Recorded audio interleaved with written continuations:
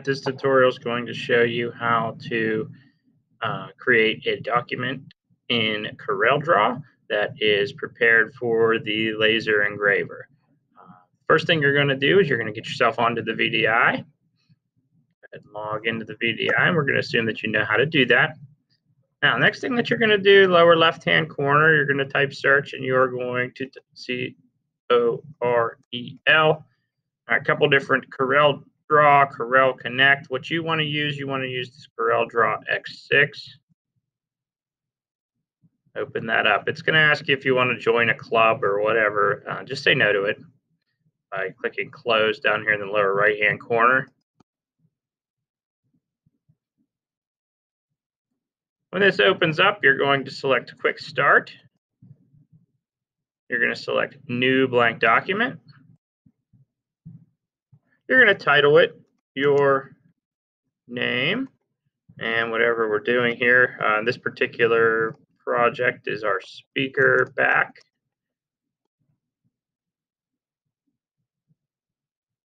Now you're going to select the DPI to be 300.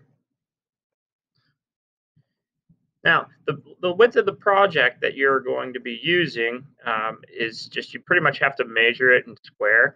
Our particular project for the speaker back is 9.25 by 4.5. Now, depending on what project you're using, you're obviously going to have a different size. So you'll just have to pretty much measure that left to right, top to bottom. At that point, you can click Save.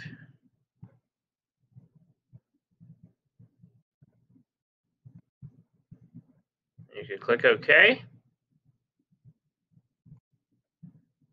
Now, this project or this layout here should be pretty representative of the part that you're working on.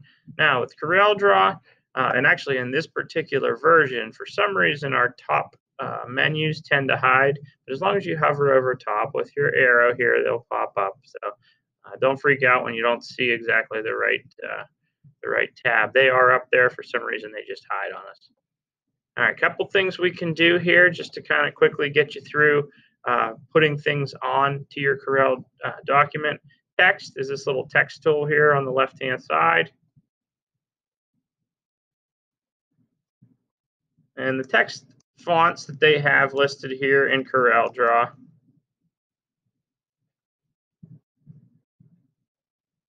Pretty simple. You get your typical Arial, whatever, any of these there, or they should work because they've been imported into the CorelDRAW software.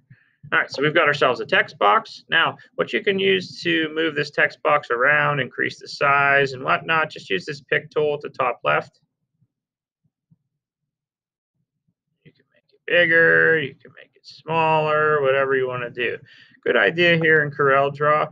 If you're able to find the center of things. 9 1/4, half of 9 is 4.5 plus half of a quarter is an eighth. So we're talking about 4 5/8. We can mark a construction line here. That's the center of our project. Now that dotted line won't print. That dotted line just for your reference purposes.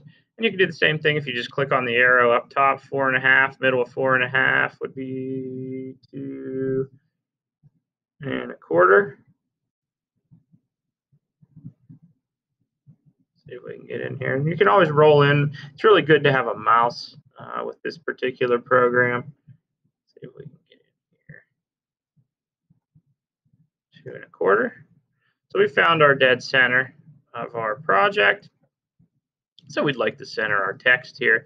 Now the little center X, you can either move that over manually by just grabbing it, or if you want some fine adjustment, you can actually adjust it by hitting the arrow keys on your keyboard.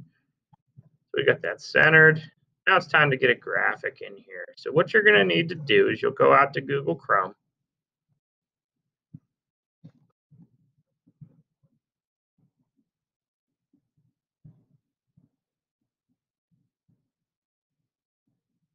Google Chrome. And I don't know, type something that you're looking for. Let's try, I don't know, let's look for a boat anchor. Now, it'll give you all kinds of different options. The best idea here is to go and do images. Now, when we're looking for things in CorelDRAW, it's really best to select a certain type of drawing if that's possible here. So let's drag this down a little bit, and we'll actually go full screen here. Type anchor. Now, what we can also do is select images, select tools, and it'll give us the option to select type. Now, I would recommend trying to find something that has a line drawing and that is relatively large. Now, when you're looking here, you got to be careful. Like for this particular light project here, you can see there's a little bit of a watermark. It says licensable. Try to stay away with something that has a watermark. That one looks okay. So if we click on this guy here, come over top of it, right click, copy image, then we can go back to CorelDRAW and just simply paste it. It's pretty simple. Control V. And apparently that is a giant size project. We are going to stay away from that. Sometimes they will work, sometimes they will not. So let's go back to the drawing board. And one of the other things that might have caused us to have a problem, CorelDRAW doesn't like these transparent backgrounds. So sometimes when you get in here, you don't necessarily end up with the best drawing. But Google's got plenty. Just do what you can to find something that works and that actually prints into CorelDRAW. This one probably should work. So if you go over top of here, once again, right click, you're going to be copy the image. Let's see if it works back here in CorelDRAW. Right click, paste. There it is. Now this one came in pretty large, which means you'll have to zoom out using your roller on your mouse. Kind of shrink it down.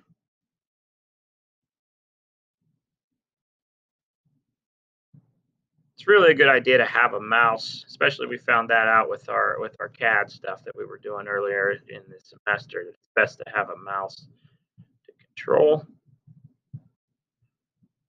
Do our best to at least center this thing left to right.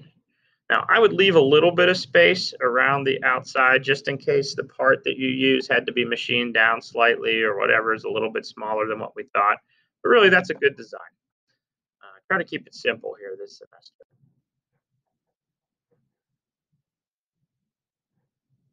One thing we want to do is, in addition to this, is we want to make sure that our graphic prints out really nice on the laser engraver.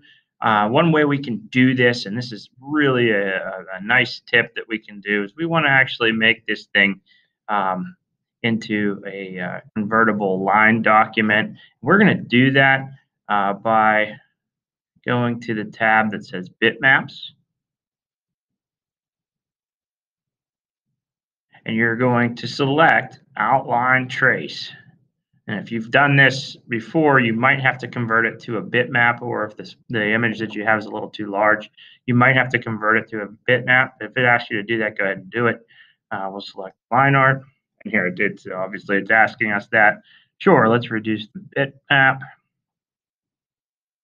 It takes a minute here. It'll shrink this thing down. And what it does, most of the time, it'll take away the background. If it doesn't happen to automatically do this, so you would actually be able to select what goes away. And this, I think, would be just fine. Sometimes we like to take all of the white out, but sometimes if it's white, it's fine. This lost the background, but if let's say the image that you had didn't necessarily come out as nice as this and left a little bit wanted removed. So what we can do here actually is we can actually remove background color, and rather than automatically, you can select specify. Specify, what you can do is you can grab this little eyedropper and you can pick the colors that go away. Obviously, in this case, that white will go away. Now, if you want to select more than one, what you'll want to do is you want to hold the Shift command on your keyboard, and it'll allow you to select more than one zone that you're just pretty much removing. that particular color from. And this could take a little while. No sense in you seeing me go up and down this rope here, but that's what you want to do. One checkbox you want to have here also is delete original image. This will take the original away, and I'll show you what the difference is once we get back into Corel. Delete original image. Click OK. Now that image is gone. Now watch what happens when we grab it.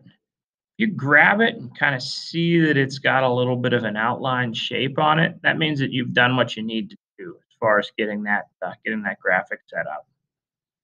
So really, this thing should be pretty close to being ready to print. That's where we'll take you on the next step.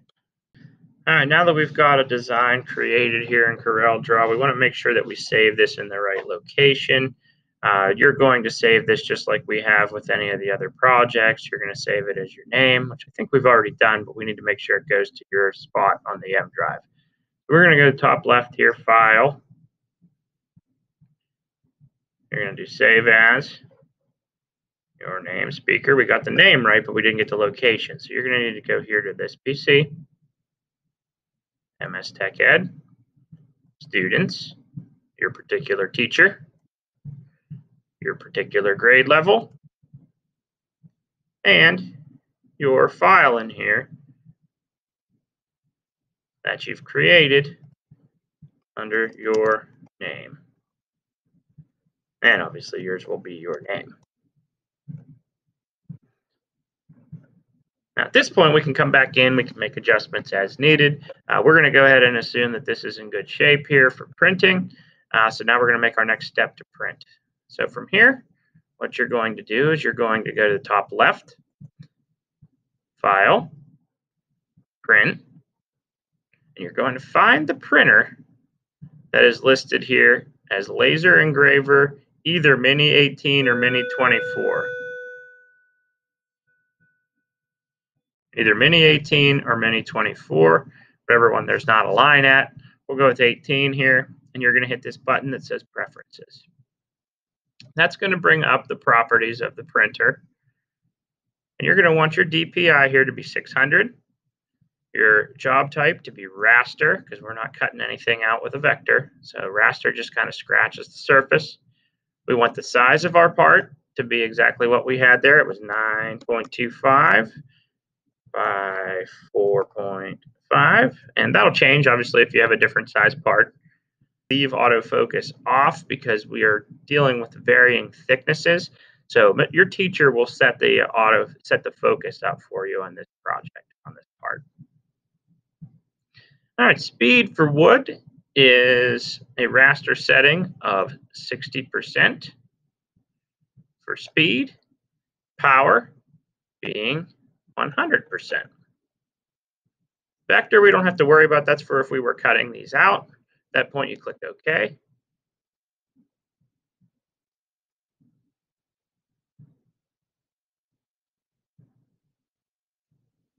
Now, most of the time, you can get in here and you can see a couple issues, maybe one, maybe two. If the issue that pops up says image resolution below 96 dpi, don't worry about that.